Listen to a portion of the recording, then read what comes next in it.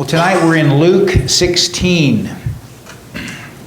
We're going to look at the parable of the many different titles. Mine says the shrewd manager. Some say the unjust steward. Some say the unfaithful steward. When I started studying this one, I found that there is quite a bit of possibly controversy on this one. I don't know. It was kind of surprising to me. I read commentaries. I read different studies on this by different members of the church, and I found one that made sense to me. Now, we are all here, and we all have a brain about us, and we need to look at this and see if this way is right or if there's some other way that I haven't seen. But there is a little controversy over how this has been looked at, I guess. Because some people think that it's condoning unjustness. And we know as a whole it can't be that way because it goes against what the scriptures say. So what we're going to do, we're going to basically look at this and see, taking everything into consideration and making sure that nothing contradicts scripture in any way. And then we'll go with that. Luke 16 verses 1 through 12 is the ones that we're going to read. I'll read through those, and then we'll do a little bit of background on this to kind of get the setting of what is actually going on here. Starting in verse 1, Luke 16. Jesus told his disciples, "There was a rich man whose manager was accused of wasting his possessions. So he called him in and asked him, 'What is this I hear about you? Give an account of your management, because you cannot be manager any longer.' The manager said to himself, 'What shall I do now? My master has taken away my job. I'm not strong enough to dig, and I'm ashamed to beg. I know what I'll do so that when I lose my job here, people will welcome me into their house.' So he called in each one of his master's debtors. He asked the first, 'How much do you owe my master?' 800 gallons of olive oil, he replied. The manager told him, 'Take your bill, sit down quickly, and make it 400. Then he asked the second, 'And how much do you owe?' 1,000 bushels of wheat, he replied. He told him, 'Take your bill and make it 800. The master commended the dishonest manager because he had acted shrewdly. For the people of this world are more shrewd in dealing with their own kind than are the people of the light. I tell you, use worldly wealth to gain friends for yourselves, so that when it is gone, you will be welcomed into eternal dwellings. Whoever can be trusted with very little can also be trusted with much, and whoever is dishonest with very little will also be dishonest with much. So if you have not been trustworthy in handling worldly wealth, who will trust you with true riches? And if you have not been trustworthy with someone else's property, who will give you property of your own?" We'll just go ahead and read the extra. "No servant can serve two masters. Either he will hate the one and love the other, or he will be devoted to the one and despise the other. You cannot serve God and money." The Pharisees who loved money heard all this and were sneering at Jesus. He said to them, "You are the ones who justify yourselves in the eyes of men, but God knows your hearts. What is highly valued among men is detestable in God's sight." So when we see that there, the manager commended him for being shrewd, that kind of goes... You mean the master? the master, pardon me, yeah. The master commending the manager for being shrewd and in dealing with these people. We know that being dishonest is not going to be given an upper hand on this. But let's look at some of the things that were happening at this time. From what I understand, the master would hire a manager to take care of his wealth, his dealings. And a lot of times they gave him a signet rings where they could do whatever they needed to do financially to hopefully promote the master, to give him the benefit of the doubt on whatever it was, to make him money. One of the things that was common back then was managers would charge interest on money, on things owed. Now, if we go to the Old Testament, we will see that it was prohibited for Jews to charge interest to their brothers or the poor. It was wrong. It was against the law. And we got several that we could look at in the Old Testament, several verses that says, do not charge interest to your brother, and that. One of the things that the master would do is hire a manager to do what he wasn't supposed to. The manager would charge interest. Maybe he would save some of the money for the master. Maybe he would use it as his income or whatever. If it was found out, hey, you're charging brother's interest, he could plead ignorance. I didn't do it. My manager. I didn't know anything about it. That's how they would get by that. Which, in a true sense, is not right for the master to have that attitude. That I'm just going to plead ignorance. I mean, he's making me money, but I'm going to plead ignorance if they bring it up that I'm charging usury. So that is kind of where we're looking at this here. This manager is kind of in it for making money, whether it be for him or his master. That's what his attitude is. Now, as it says, there was a rich man whose manager was accused of wasting his possessions. Now, we don't know if this is hearsay, if this is somebody within the household that's seeing something's coming up or what. We don't know. He's being accused of this, that he's wasting his master's possessions. Now, we don't know what that necessarily means, whether he's selling off some possessions, if he's not making what the master thinks he should be making on it. We don't know. But he's being called on the carpet on it. He's going to say, hey, I want to know. What's the books look like? What is this I hear about you? Give an account of your management because you cannot be manager any longer. So he's lost his job. You're not going to be manager any longer. I want to see the books. Well, that can be a problem right now because as we see, he's going to go to some of these debtors and adjust the books. In biblical time, olive oil was a very expensive commodity. It was something that they thought very highly of, and therefore, a lot of times, if there was money borrowed against it or it was bought and the interest rate on olive oil was considerably higher than it would have been on wheat, which was more common and not as expensive.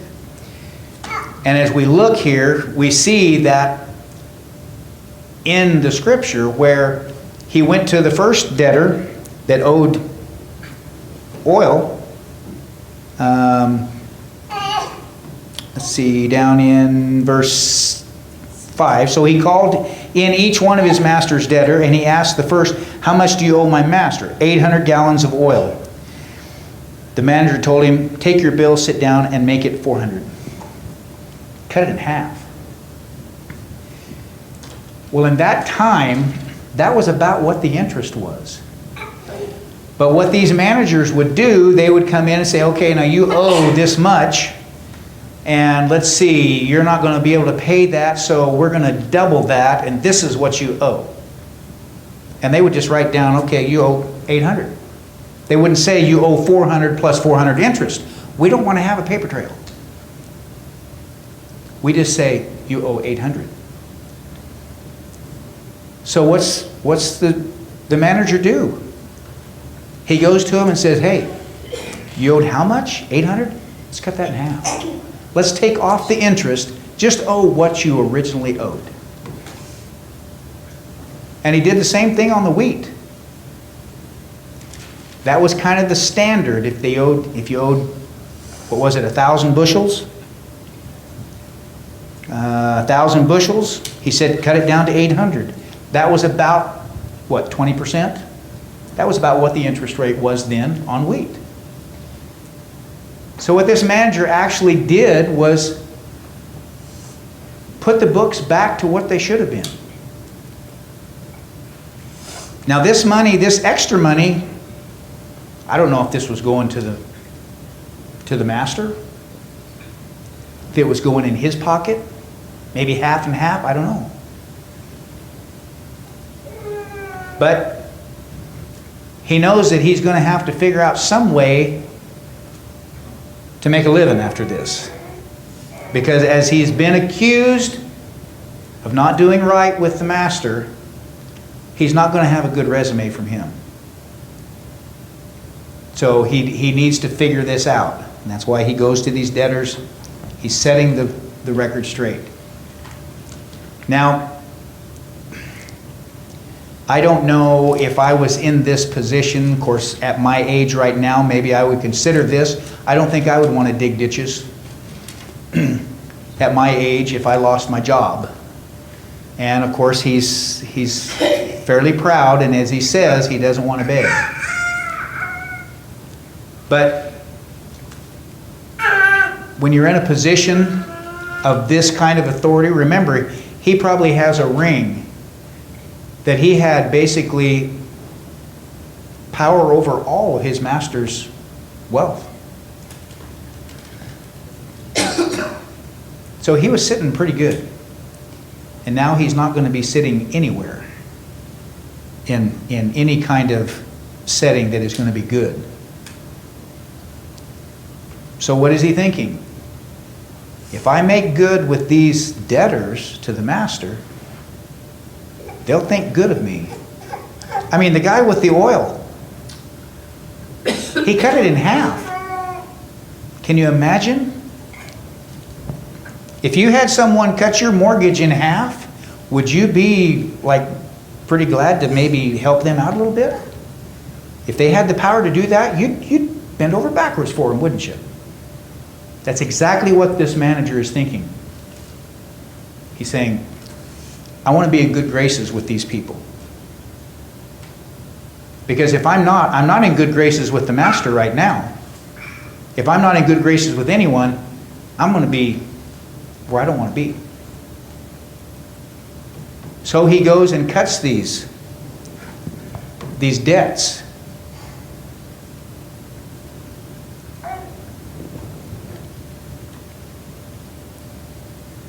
The master, verse 8, the master commended the dishonest manager because he had acted shrewdly. Okay, he commended him for acting shrewdly. Now, what did he do something wrong? Did the manager do something wrong? Now I know somebody's got a comment, I know. In the beginning, was he doing something wrong when he was charging interest? He was doing something wrong at both points. At both? Yeah. I mean, if he was charging interest and their law says what? Do not charge interest. Now we could go into the idiosyncrasies and say, but maybe he was dealing with a foreigner and you can charge interest on that. But why go there? Just go with the basics. It was against the law to charge interest.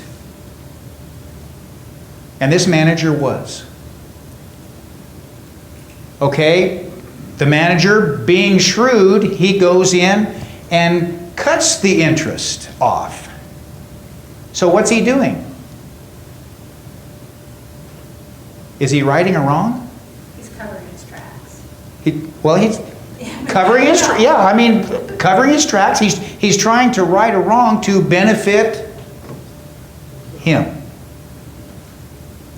I mean, that's what he's doing right here, isn't it? He's trying to benefit himself. That's the whole plan. Is I don't want to dig. I don't want to beg. I've got to cover my tracks here. I've got to present books that are going to be good for the master. Joe, and then June. Well, I think where it says, for the sons of this age are more shrewd in relation to their own kind than the sons of light. He's being shrewd according to the world. Mm-hmm. He's being shrewd how you deal with things in the world. And as Christians, we're not to think that way. That's how I'm taking this. For the sons of this age are more shrewd in relation to their own kind than the sons of light. Those are, to me, it's just maybe a distinction between the sons of light and this unrighteous servant. He fixed it Mm-hmm. because he knew how to do it according to how the world thinks. Right. He was fixing it the best he knew how to fix the books, right? I mean, the master wants to know what the books are. He's been accused by someone and saying that he's not honest. He's been wasting the master's goods. So he's brought before him. Now he needs to present a set of books that will look good. That says that he's not taking away from the master. June. Actually, in verse 2, he was fired. Exactly. And he did not have any more authority. Verse 3 on down, he was acting on his own. Mm-hmm. And so he was trying to cover his tracks, which he'd already been released from Right. being the steward. Right. So he was looking out for his own good there. He wasn't looking out for the master or anything, was he? Well, he was thinking if he did a favor to the ones that owed, that they maybe would take care of him. Exactly. That was the whole reasoning behind doing When that. he he was lost saying, everything. can I make this look better Mm-hmm. for me? Right. Now, the next guy coming up, okay, that's going to be a manager. What is he going to see with the books? The next guy may be an honest guy, who knows? But what's he going to see with the books? Is he going to see usury? Or is he going to see just what was owed? See, this manager has fixed that. He's taken the usury, the tax off. He set himself up, but he's taken the tax off. Now all that's owed by these debtors is exactly what was owed. Okay, now the master is not in trouble. I mean, if they came and looked at his books, if this wasn't done, they came and looked at his books and said, hey, what is this? I mean, we're talking how much oil and how much do they owe? Now this looks like you've got a little bit of tax going on here. And you know that's against the law. Well, if he didn't have a manager, as June said, he's already fired. If he didn't have a manager, who's responsible? He is. He can't say, well, the books are being fixed now for the master. Now it's back to what is actually owed. There's no usury. There's no tax involved. The next manager that comes in is starting with a clean slate. There's no trying to figure out, okay, now, did this guy have tax involved? So he's starting with a clean slate. That's probably a relief for the master, isn't it? That things were set straight. Because otherwise, he would have been responsible for that, wouldn't he? So, when we look at that shrewd manager, to me it looks like he was trying to do what he thought was best, as Jill was pointing out, what he thought was best for himself and for the master. Then why was And he he doing was it so trying to quickly? cover his reputation. Right, his reputation. And what was that? Why was he doing it so quickly, though? I mean, he was doing something I think he thought was wrong. Because it says on there, do this quickly, like, let's do it before anybody sees what we're doing. There's a point there. Well, a lot of times, in this case, the rich man may not have known what was owed because the responsibility was given to the manager. So, in this case, he collected a bunch of owed debts. The manager, the owner, the rich man wouldn't have known if it was 100 gallons or 5 gallons. Exactly. And so he was shrewd in making himself secure by falsely making the master look good, making to the master. He was serving two masters in this case. Right. And obviously that's The very end. the parable. And at the end of the parable, that's what it was talking about, wasn't it? The rich man probably didn't know what was owed, but all of a sudden, this looks really good. Whether it was interest or whatever, it didn't matter if it was that or not. The amount was reduced, so he got payment. In other words, quickly, you pay me right now, and it'd be this. Exactly. If you wait, it's gonna go back to the rest of it, you know, that's, you gotta read between the lines. Right. Like we do in the interest, but here, he just, the rich man probably doesn't know what was owed. Right. That's why, remember up in the beginning, the rich man didn't catch him doing anything. The rich man heard about Exactly. it. He was being So that accused by plays- somebody. Right, so that plays into effect down here. The rich man didn't know. Right. Yeah, I'm not saying that he was Yeah, benefiting the no. master, I was just saying that it was kind of showing a difference how. Well, he was, because the master thought he was doing good. Well, I wasn't saying that, I was just saying there's a difference, I think he's trying to show the difference between Christians, how they deal with business and Right. and their master And the or world. whatever, and then how this guy was able, because he was a businessman, let's just look at how some businessmen are, they're ruthless Oh, yeah. and they're shrewd. And I think, And it did benefit the master in the sense, mhm, I mean, he, as it says, the master, He thinks it did. at least he thinks it did, Yeah. yeah. he commended the dishonest manager because he had acted shrewdly. Right. He was a dishonest manager, but he commended him because he acted shrewdly. He didn't know any better. Exactly. Libby. So essentially, the manager turned the debtors of the master into his own debtors for self-preservation. Yep. Which is the whole point of this. Right. Is self-preservation, and that's where the shrewdness is coming from as far as commending the Right. shrewdness and the worldliness. Now, if we look at all the principles in the Bible, does it speak to self-preservation? I don't think so. I think that's what it's trying to show us here, is that we can't serve, as it says towards the end of this, we can't serve two. Now, when it says here, for the people of this world are more shrewd in dealing with their own kind than are the people of the light. Okay, let's take that one sentence. They are more shrewd in dealing with their own kind than are the people of the light. So what is that meaning? Are we shrewd? Do we have a tendency to be looking out for our well-being more so than maybe the well-being of others? Do we put ourselves right there? Take the easy way out. Sometimes.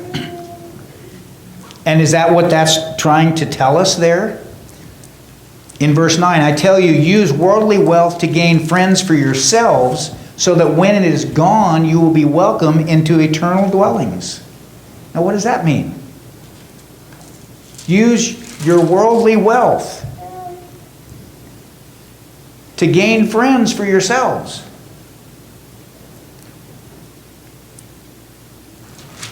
So that when it's gone, when the worldly wealth is gone, you will be welcomed into eternal dwellings. How does that fit in here? Mine says unrighteous wealth. Unrighteous wealth? As opposed to worldly wealth. Or worldly wealth, right. Yeah. Okay. But how does that... Okay, I tell you, use unrighteous wealth to gain friends for yourselves. How is that going to help you be welcome into eternal dwellings? It's a temporary thing. Yes. And it says, whoever can be trusted with very little can also be trusted with much. Whoever is dishonest with the very little will also be dishonest with much. When you read those and you read the parable before this, you think, now, was he very trustworthy? I mean, he was charging usury. And this is the dilemma that I have went over for the last 2 weeks, trying to figure out, what is this that he's wanting us to understand? I know at the end here, you can't serve two masters. And I know that's probably the bottom line of this whole thing is, you can't serve two masters. You can't go out and gain worldly friends by wealth and that and expect to have eternity. It's not going to work. But we as Christians can use worldly wealth to help other people gain knowledge of eternity. Joe. Just something that crossed my mind in Matthew 10:16. I don't know if this even can tie into any of this. 10:16? Yeah. Because he's talking about the card rule before them, his disciples. Behold, I send you out as sheep in the midst of wolves, so be shrewd as serpents And innocent as doves. And this one comment says, this powerful instruction puts as much emphasis on being shrewd as it does on being innocent. In fact, it suggests we should put equal weight on both qualities when we make decisions. Right. So, he was shrewd in his decision, but maybe not innocent. Does that make sense? Well, he satisfied the debtors. Right. He did. And the And that's- master thought, well, you know, he got something out of it. Right. And that satisfied the master, Yeah. and that's why he commended him. And the books were brought back to good. No one could say anything bad about the books then. He's been commended, but does that make it okay for what he did? It makes you wonder, what was the master told that made him want to fire? Right. Well, it says that he was, how was it? He was, what was it there? He said, accused of wasting his possessions. Okay, now wasting his possessions to me would be that he was taking away from the master or not using them properly. Now, if you're charging tax and you're giving the master what's owed him and you're taking a cut yourself, is that wasting? Oh, that's profiting. That's profiting. And maybe he gave some of that to the master too, to make him feel good. But when it says he's wasting his possessions, this could have been a false charge to him. Mine says squandering. Well, wasting or squandering. I mean, it kind of goes back to what the prodigal son did with his wealth, his inheritance. What did he do? He wasted it, he squandered it, it was gone. Now, we don't know how that relates because it sounds like this manager had things down in the book where he knew exactly what people owed, how much he was going to make off of it, because he went to these two as examples, and he knew exactly how much he was making off of them. Because he cut the oil in half, and that was, at that time, that was standard tax. Standard usury tax on oil was about half. And on the grain, the standard there was about 20%, which that's what he did. He went to those and used those examples that we have and said, he basically, I'm getting this back to zero for the master, so that he's not going to get in trouble for charging tax. Paul. I think one of the key phrases in this is that comparison between the people of the world and those who are children of light. If they had just done business as children of light, how simple it would have been. Yep. But by having gone to all this to cook the books, Exactly. you've got to uncook the books. And people are being commended, thinking they were good when they were stinkers, and there's deception on every side of that. Yep. But there's the point. Serve one who we're master. supposed to serve. Yes. Do business as children of light. And look how simple it is. Exactly. But there's deception on every side and misunderstanding. And, people sort of covering their behind, frankly. Oh yeah. And Well, that it's we would so much naturally. easier just to be a children of light. We naturally want to cover ourselves, don't we? And we don't want to be in a bind. We want to make sure that we're managing our money shrewdly, so that we have enough in the end. But not dishonestly. Exactly. And are we using it as children of light for the good? Or are we using it for ourselves? I mean, where did it come from? Where did all of our wealth come from? God. It's His.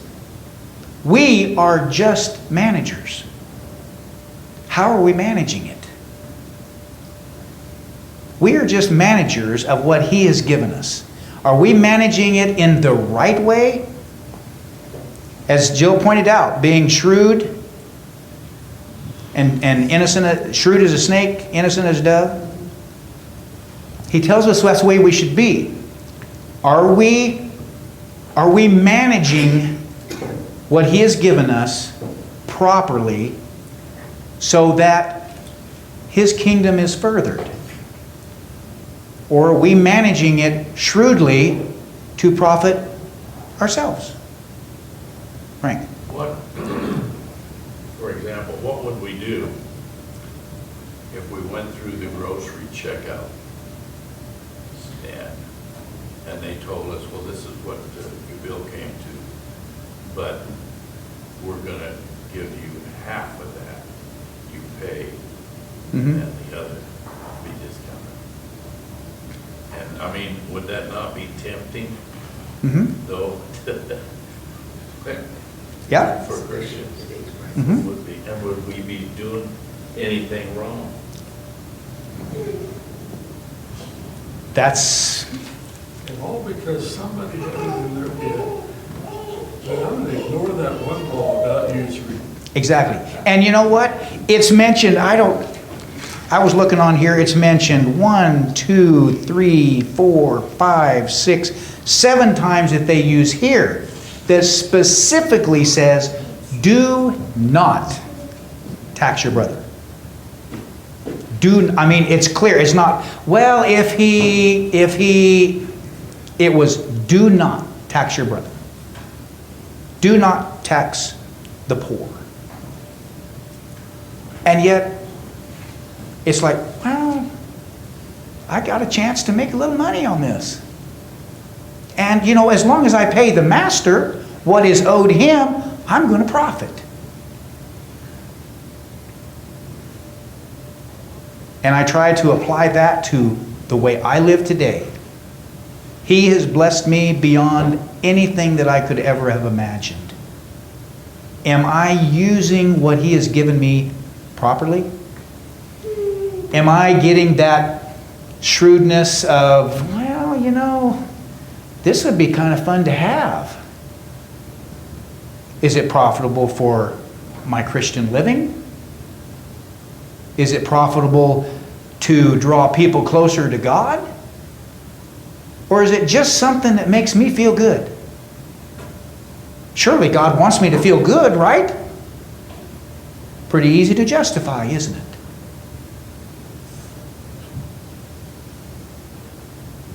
But yet, I think we have to always be mindful of how we are utilizing what He has given us. Because everything we have comes from Him.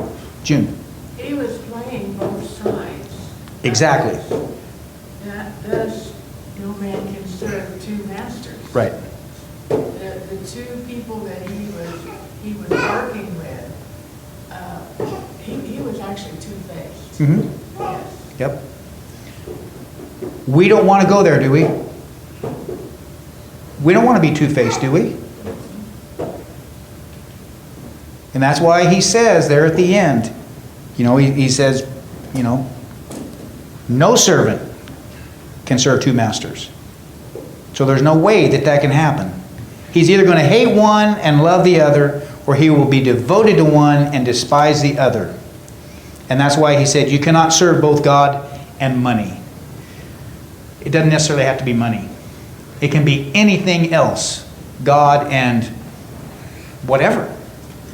But it says you can't serve two. You're either going to love one and hate the other, or be devoted to one more than the other. And that ain't going to work. Paul. We see it throughout the Bible. Somebody chooses, there's that one law, that command I don't want to obey. I want to do it this way. And often it's just that one thing. One thing. You know, don't look at that tree. Well, I don't want to look at that tree. Don't charge you. I don't want to charge you. And look at the consequence. It always gets to end time judgment, pointing to that. What's going to happen? Right. How are you going to be judged for? And as soon as you break that one law, you're making yourself your master. And what's with one? If one's good, two's better. It's easier, isn't it? Once you give in to one, then it's a lot easier to give in to two, three. We justify.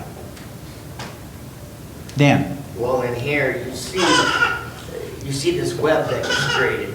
First, whatever he did to the master was probably true based on who he is. And now to cover it up, he did another wrong thing.